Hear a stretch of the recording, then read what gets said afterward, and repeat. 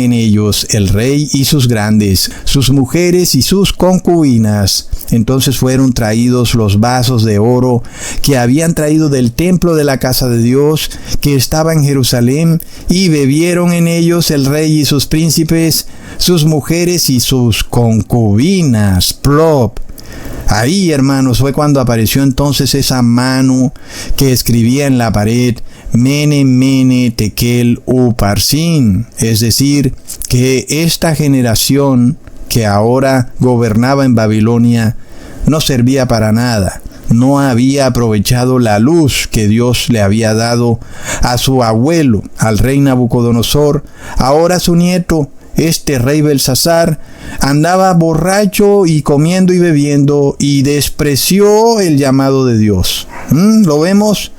Entonces, de repente ahí, en ese año, en el 536, entra el ejército del rey persa llamado Ciro el Grande, con el otro rey medo llamado Darío, y atacaron a Babilonia.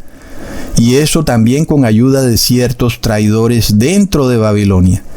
Y fue en el 536 cuando se cumplió la profecía que Dios le había dado a Jeremías, en donde el pueblo hebreo estaría cautivo en Babilonia por 70 años.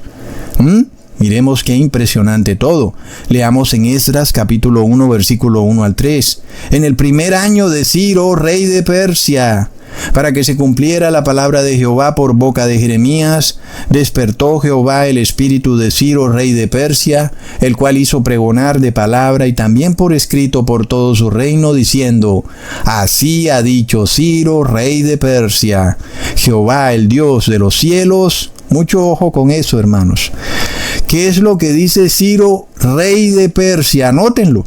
Jehová, el Dios de los cielos, me ha dado todos los reinos de la tierra y me ha mandado que le edifique casa en Jerusalén, que está en Judá.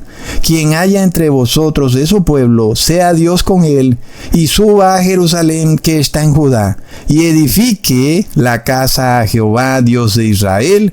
Él es Dios, la cual está en Jerusalén. Entonces, ¿quién es Dios? Jehová, hermanos.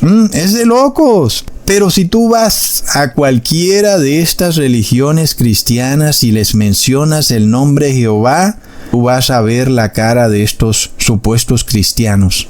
Es algo impresionante. Es como si les mencionaras algo terrible, algo malo, cuando el Dios de los cielos es Jehová.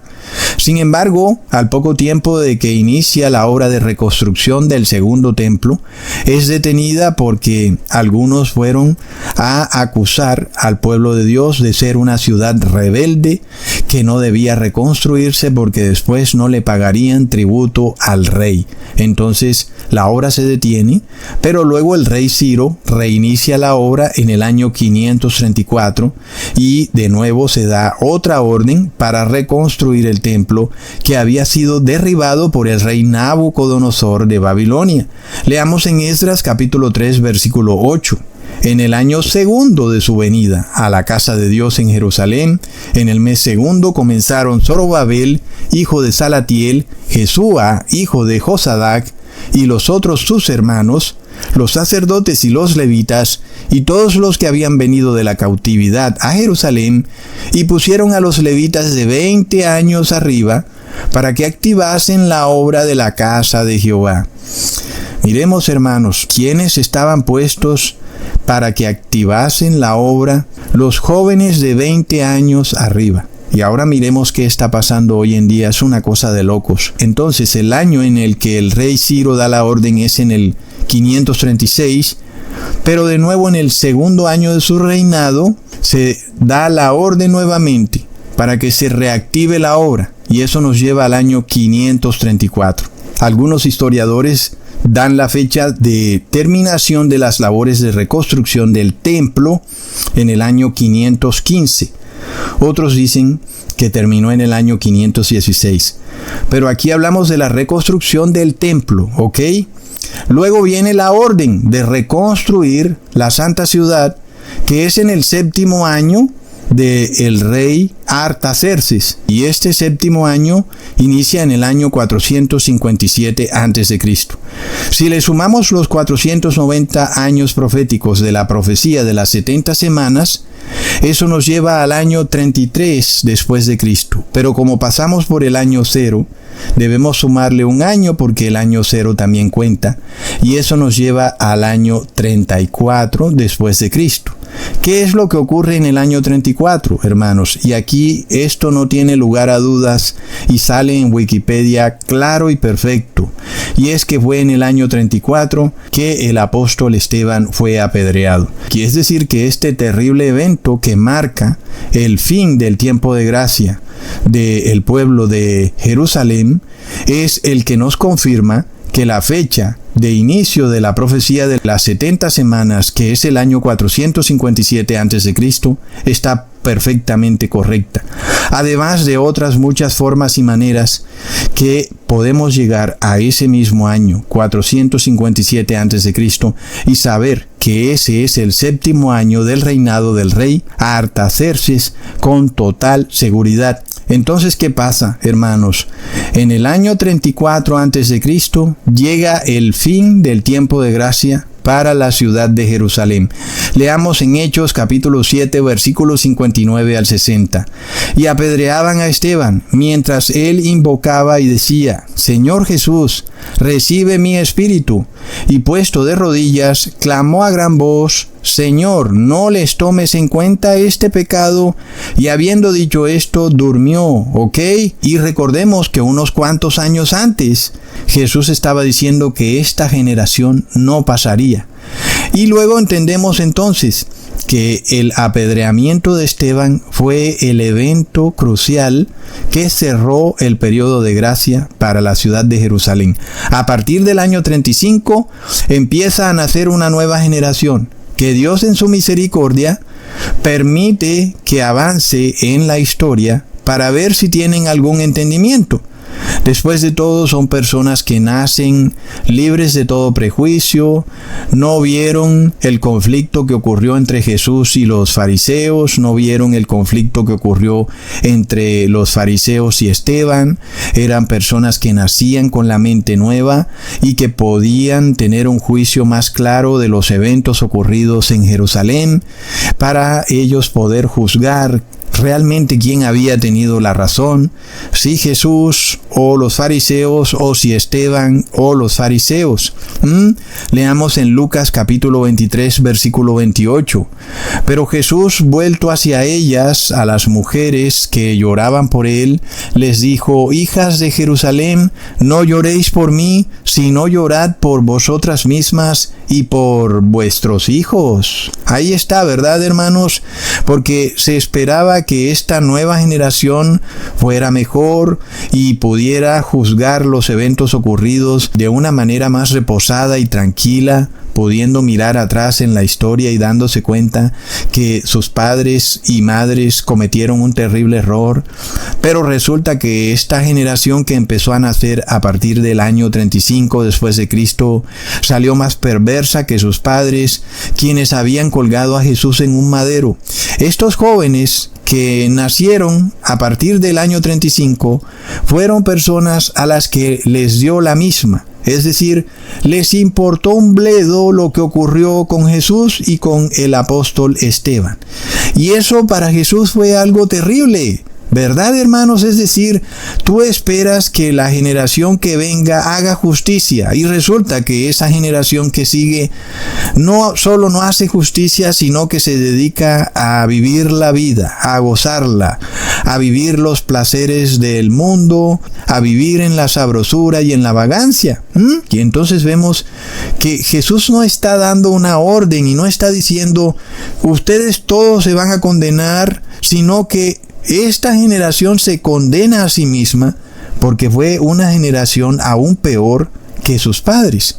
Ahora, nosotros ya vimos que una generación está conformada por 40 años. Si tomamos el año de la muerte del apóstol Esteban y le sumamos los 40 años de la generación, eso nos da el año 74 después de Cristo. Y nosotros ya sabemos que Jerusalén fue totalmente arrasada en el año 70 después de Cristo. Y durante esa guerra terrible murieron todas esas personas junto con los padres que habían colgado a Jesús en un madero. Y fue una masacre horripilante la que cometió el Imperio Romano al mando del general Tito. Sin embargo, ¿qué había dicho Jesús, hermanos? En Mateo capítulo 24, versículo 22.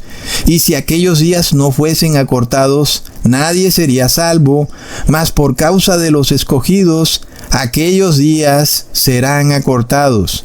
Entonces, vemos que había en Jerusalén también una persecución en contra del pueblo de Dios y son acortados los días. Se suponía que el año en que terminaba la generación era el año 74 después de Cristo y resulta que todo llega a su fin en el año 70 después de Cristo. Es evidente que eso hace que muchos eventos también se hayan corrido, como por ejemplo el primer ataque que recibe Jerusalén, en donde el Imperio Romano rodea sus murallas pero no la ataca, ocurre entonces también 4 años antes, en el año 66 después de Cristo. Y obvio que eso también le revelaba al pueblo santo de Dios que vivía en Jerusalén que algo estaba por ocurrir y que ya no era necesario que siguieran tolerando la terrible persecución de la que eran víctimas por creer en Jesús dentro de la ciudad de Jerusalén, por lo cual tuvieron que salir huyendo de esa ciudad, pero se salvaron porque para esa ciudad venían tiempos de recompensa por todo el mal que habían hecho. Entonces, hermanos, ahora vamos a nuestros tiempos. Hoy en día se habla de la generación Z, bastante curioso, ¿verdad? Es la última letra del alfabeto. ¿Quién se inventa eso? Es una tremenda coincidencia. Pero bueno, sigamos. Si tú le preguntas a Google, ¿cuándo nació la generación Z?, pues unos sitios te van a decir que fueron personas que nacieron entre el año 1996 y el año 2012. Otros se dicen que nacieron entre el año 1990 y el año 2000. Otros se dicen que nacieron entre el año 1993 y el año 1995. Hay un poco de discrepancia en cuanto en qué lapso de tiempo nace la generación Z. Pero preguntemos entonces cuándo nace la generación Y. Aquí parece que hay un poco más de acuerdo. Y dicen entonces que esta generación nació entre los años 1982 y el año 1994. Es decir, que el primer bebé de la generación Z nace el 1 de enero del año 1995. El último bebé de la generación Z nace en el año 2002. Entonces, si sumamos 40 años a 1995, que es el año en que nace el primer bebé de la generación Z, eso nos lleva al año 2035. Si nosotros volvemos a tomar esos 4 años que fueron recortados, así como lo profetizó Jesús, si estos días no fueren acortados, ninguna carne quedaría viva, y esos días fueron 4 años. Entonces nosotros tomamos el año 2035 y le restamos los 4 años.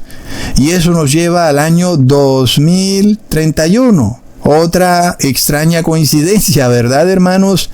Porque ya hemos llegado a este año como el año de la segunda venida de Jesús, de otras formas y maneras, y siempre volvemos a este año 2031. Y es que uno se queda tan impresionado. Porque si fuéramos solo nosotros, pero es que la ONU te habla de que ellos van a cambiar la estructura política y social del mundo para el año 2030.